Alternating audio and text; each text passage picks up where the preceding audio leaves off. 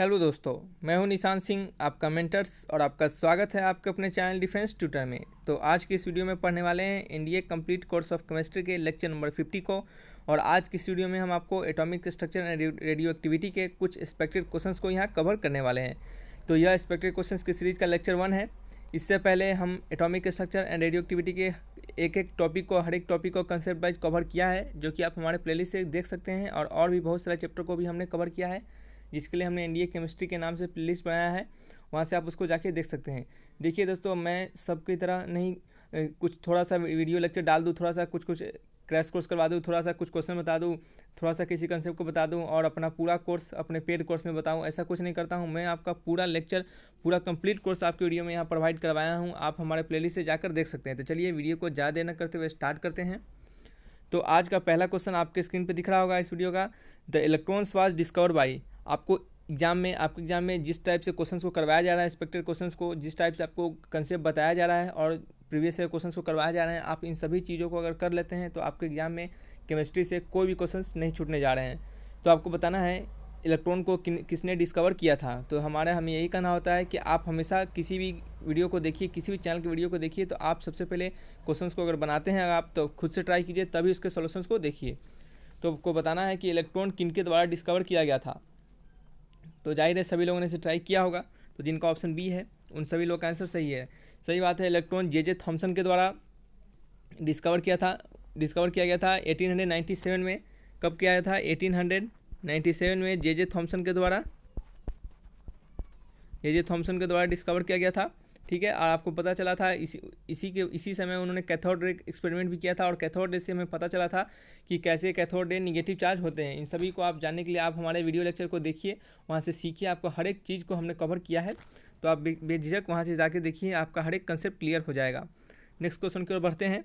हमारा दूसरा क्वेश्चन है कि अगर एटॉमिक नंबर ऑफ एलिमेंट, आपको बताना है किसी एटॉमिक नंबर एलिमेंट का जिसका मास नंबर 27 दिया हुआ है और उसके न्यूट्रॉन्स कितने हैं? 30 न्यूट्रॉन्स उसमें प्रेजेंट है। तो आपको बताना, ये सब क्वेश्चन हम करवा चुके हैं। इस तरह के क्वेश्चन कैसे किए जाते हैं, इस सभी चीज़ का कंसेप्ट हमने आपके कंसेप्ट के सीरीज में हमने दिया है।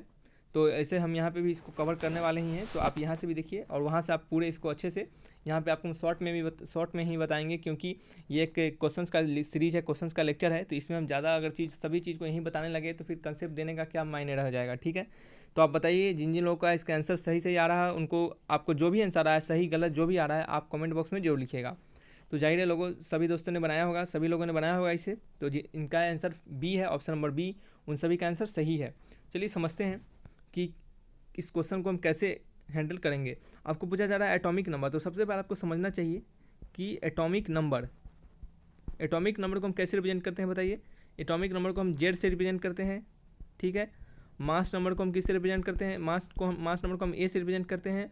और नंबर ऑफ न्यूट्रॉन्स इसको हम एन से रिप्रेजेंट करते हैं। और आपको पता है, एक रिलेशन पता है कि एटॉमिक नंबर इक्वल टू होता है number of protons plus number of neutrons. ठीक है। क्या होता है एटॉमिक नंबर इक्वल टू होता है number of protons plus number of neutrons. और आपको पता है कि किसी भी न्यूट्रल एटम में नंबर ऑफ प्रोटॉन क्या होते हैं? नंबर ऑफ किसके बराबर होते हैं? एटॉमिक नंबर के बराबर होते हैं। नंबर ऑफ प्रोटॉन किसके बराबर होते हैं? एटॉमिक नंबर के। तो हम ए इक्वल टू लिख सकते हैं जेड प्लस एन। ठीक है। आपको पता है किस का वैल्यू, ए का वैल्यू पता है, एन का वैल्यू पता है, तो जेड निकाल लीजिए यहाँ से। जेड क्या होगा?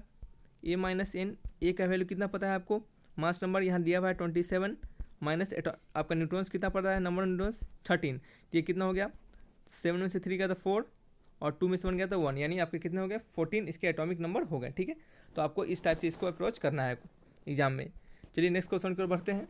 हमारा नेक्स्ट क्वेश्चन है डाल्टन्स का जो एटॉमिक थ्योरी था, उस डाल्टन्स ने एटॉमिक थ्योरी में अपने किस चीज़ को सबसे स्मॉलेस्ट पार्टिकल माना था, जिसको हम इंडिपेंडेंटली भी एग्जिस्ट कर सकते हैं। यानी सबसे स्मॉलेस्ट पार्टिकल डाल्टन्स के द्वारा किसको माना गया था? एलिमेंट को, एटम को, मॉलिक्यूल को, आयन को। तो ये तो आपको सबसे बनना चाहिए हमारे समझ से। तो जाहिर है सभी लोगों ने इसे बनाया होगा। तो जिनका ऑप्शन नंबर आ रहा है एटम, यानी ऑप्शन नंबर बी, उनका आंसर सही है। देखिए, डाल्टन्स ने एटॉमिक थ्योरी अपने देते समय कहा था कि सभी मैटर बने होते हैं very small particle. All matter, यहाँ लिख देते हैं हम, all matter is made of very small particle, एकदम बहुत छोटे छोटे पार्टिकल से,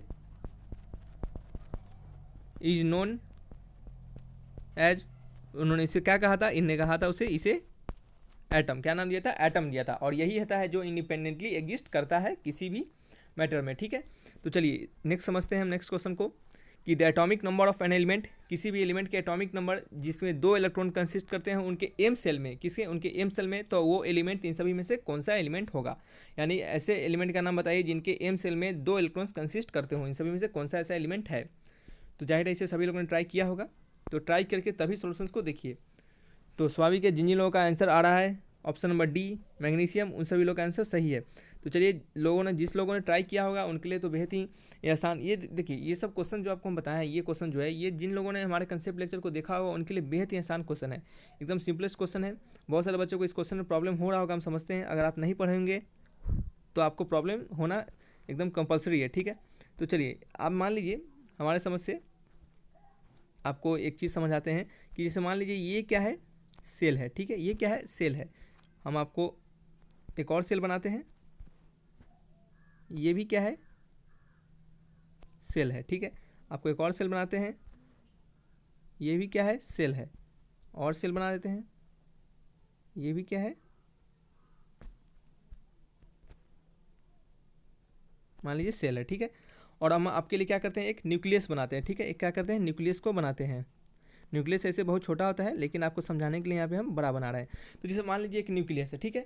अब आप समझिए, अब आपको अच्छे से समझ में आएगा, ये एक न्यूक्लियस है, एनसी नोट कर दिए हम, ठीक है। और आपको क्या समझना है, अब मान लीजिए पहले वाले सेल को हम अपने ये सब कवर करवा चुका है हमने। तो देखिए इसको हम के नाम देते हैं, दूसरे वाले को एल, तीसरे वाले को एम, चौथे वाले को एन सेल, ठीक है। और इसका नाम हम 1 2 3 4 इस तरह भी नाम देते हैं। तो ये के एल एम एन सेल है। शायद आपको नहीं दिख रहा होगा इस पीले वाले मार्कर से, मे भी हो सकता है प्रॉब्लम। तो चलिए मार्कर चेंज करते हैं। तो इसका नाम हो गया के एल एम एन 1 2 3 4, ओके। तो चलिए आपको समझना है कि इसमें बोला जा रहा है कि आपके एम सेल में 2 इलेक्ट्रॉन है, यानी यही एम सेल है, यानी लास्ट वाले से दूसरा नंबर एम सेल है, यानी 2 इलेक्ट्रॉन यहाँ है। और आपको पता है कि अगर लास्ट वाले में दो इलेक्ट्रॉन है लास्ट एम सेल में, इसमें इस ऑर्बिट में एन सेल है नहीं, मान लीजिए एम सेल तक दिया हुआ है, तो इस एम सेल में अगर 2 ही इलेक्ट्रॉन है, तो आपको पता है कि अगर लास्ट एम सेल में यहाँ पे अगर 2 इलेक्ट्रॉन है तो के एल सेल में पूरा इलेक्ट्रॉन भरे होंगे, तभी तो लास्ट में आपको पता है कि जब तक ऑर्बिट भरते नहीं है, ऑर्बिट के नंबर ऑफ इलेक्ट्रॉन भरते नहीं है, तब तक हम लास्ट में और नेक्स्ट ऑर्बिट में नहीं जाते हैं। तो आपका के एल सेल कहने का मतलब भर चुके होंगे, के एल सेल भर चुके होंगे, के एल ऑर्बिट भर चुके होंगे, तो तभी तो एम में 2 इलेक्ट्रॉन गए होंगे। तो के में कितने भरे जा सकते हैं बताइए, 2n² वाला फॉर्मूला हमने जब आपको सिखाया था, जब प्रिंसिपल क्वांटम नंबर बता रहे थे। तो n का वैल्यू के लिए क्या होता है, 1 होता है, 2 × 1 का स्क्वायर, यानी 2 इलेक्ट्रॉन, यानी के वाले में 2 इलेक्ट्रॉन भर चुके होंगे, 1 इलेक्ट्रॉन यहाँ, 1 इलेक्ट्रॉन यहाँ, ठीक है। मार्कर चेंज करके दिखाते हैं, 1 इलेक्ट्रॉन यहाँ, 1 इलेक्ट्रॉन यहाँ, ठीक है। उसी तरह एल वाले सेल के लिए 2n², एल के लिए 2, n का वैल्यू क्या होता है 2, 2 × 2 का स्क्वायर, यानी 8, यानी इतने एल पे कितने इलेक्ट्रॉन होंगे, 1 2 3 4 5 6 7 8, यानी एल में के में हो गए 2 इलेक्ट्रॉन, एल में हो गए 8 इलेक्ट्रॉन, यानी 2 + 8 कितना हो गए, 10 इलेक्ट्रॉन। 10 इलेक्ट्रॉन आपके पहले से हो गए, फिर बाद में कितने हैं एम सेल में 2 इलेक्ट्रॉन और है, यानी 10 + 2, और 10 + 2 यानी 12, आपके नंबर ऑफ इलेक्ट्रॉन 12 हो गए, ठीक है। और न्यूट्रल एटम में number of electron number of protons के बराबर होते हैं। न्यूट्रल एटम है, यहाँ पे न्यूट्रल एटम की ही बात कही जा रही है, कोई चार्ज की चर्चा नहीं हो रही है, तो न्यूट्रल एटम ही होगा, ठीक है। आप इसको एज्यूम कर सकते हैं, खुद से एज्यूम किया जाता है। तो आपको पता है न्यूट्रल एटम में number of proton number of electron के बराबर होते हैं, सॉरी पी बराबर क्या होते हैं, नंबर ऑफ इलेक्ट्रॉन, और नंबर ऑफ प्रोटॉन किसके बराबर होते हैं, एटॉमिक नंबर के। तो इलेक्ट्रॉन कितने हो गए बताइए, 12 हो गए, तो इसका प्रोटॉन कितने हो गए 12, और एटॉमिक नंबर 12 हो गया था। 12 किसका एटॉमिक नंबर होता है, सोडियम का अगर 11 होता है तो मैग्नीशियम का क्या होता है 12 होता है, ठीक है। आपको याद करना पड़ता है, ये सब याद करके रखिए। क्या हो गया, इसका ऑप्शन नंबर डी हो गया। ये देखिए इतना आपको हमने एक एक चीज़ को तोड़ के बताया है, इतने अच्छे से शायद कोई नहीं बताया, क्योंकि सब सीधे सिंपली आसानी में से निकल जाते हैं, लेकिन हम चाहते हैं कि एक कमज़ोर से कमज़ोर बच्चा भी यहाँ से अच्छे से सीख सके, ठीक है। और हम कभी शॉर्ट नहीं बताते हैं आपको, हम हर एक चीज़ को पूरे अच्छे से तोड़ के बताया हुआ है। और हम कभी ऐसा नहीं कि हम अपना पेड कोर्स अलग चलाते हैं और फुल कोर्स यहाँ, हम जो भी चलाते हैं जो भी बताते हैं आपको पूरे यहीं बताते हैं, और सबकी तरह नहीं कि कुछ यहाँ बता दिए कुछ अपने पेड कोर्स में बता रहे हैं, ऐसा कुछ नहीं है, ठीक है। चलिए नेक्स्ट समझते हैं कि which one of the following is correct sequence in terms of increasing mass. इन सभी में से कौन सा ऐसा सीक्वेंस है जो इंक्रीजिंग मास के रिगार्डिंग सही है। तो चलिए बताइए इसका क्या आंसर होगा। तो वीडियो पॉज कीजिए, सभी लोग से ट्राई कीजिए। तो जिन का ऑप्शन नंबर बी है, electron proton hydrogen atom alpha particle, उनका आंसर सही है। आपको बताना है इंक्रीजिंग ऑर्डर ऑफ मास में, यानी बढ़ते क्रम में। आपको पता है कि इलेक्ट्रॉन का मास सबसे कम होता है, क्या होता है 9.1 × 10⁻⁻34, ये सब आपको याद रखना, हमें भी याद है ये सब। 9.1 × 10⁻⁻34 इलेक्ट्रॉन का मास। प्रोटॉन का मास क्या होता है 6.25 × 10⁻28 होता है, ये सब केजी में होते हैं, ठीक है। और हाइड्रोजन का मास 1 होता है, 1, ठीक है, और 1 ग्राम या फिर 1 mu कुछ भी लिख सकते हैं।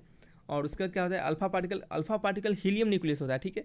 हीलियम न्यूक्लियस को ही अल्फा पार्टिकल हम कहते हैं। ये सब हम जब अल्फा पार्टिकल समझा रहे थे उस समय हमने ये सब चीज़ कवर किया था। तो हीलियम न्यूक्लियस को ही अल्फा पार्टिकल कहते हैं, याद रखिए आपको। और कैसे कहते हैं ये सब चीज़ हम बता चुके हैं अपने वाले कंसेप्ट के लेक्चर में, ठीक है। तो देखिए 2 और 4 यानी इसके एटॉमिक नंबर तो 2 होते हैं, हीलियम के मास नंबर 4 होते हैं, यानी ये क्या हो गया 4 हो गया। तो इन सभी में से सबसे ज़्यादा मास किसका दिख रहा होगा आपको, 4 दिख रहा होगा, यानी सबसे ज़्यादा किसका होगा अल्फा पार्टिकल का। और सबसे आपको इंक्रीजिंग ऑर्डर में करना है, यानी सबसे कम से। देखिए ये कम कैसे है, यहाँ पे -4 है, देखिए -34 सोचिए 1/9.1/10⁻⁻⁴ समझ रहे हैं कितना 0.000 इस टाइप का मास हो जाएगा, ठीक है। तो आप समझिए कितना छोटा मास है। तो आपको इंक्रीजिंग ऑर्डर में डालना है। तो सबसे कम किसका हो गया, इलेक्ट्रॉन का हो गया, हमने डाल दिया। उसका किसका हो गया, प्रोटॉन का मास हो गया, ठीक है। उसके बाद हमने क्या किया, उसके बाद किसका मिला मास, हाइड्रोजन का मिला।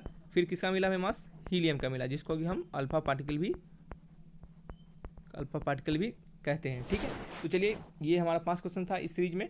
इसी तरह हम नेक्स्ट और आपको एक्सपेक्टेड क्वेश्चन लाएंगे। देखिए दोस्तों, कंसेप्ट के साथ साथ आप एक्सपेक्टेड क्वेश्चन जरूर देखिए, ताकि आपको यहाँ से आपके क्वेश्चन को, आपको जो कंसेप्ट हमने सिखाया है उसको सही से अप्लाई करने का तरीका वे आपको पता चल सके और इसे आप एग्जाम में फॉलो कर सके।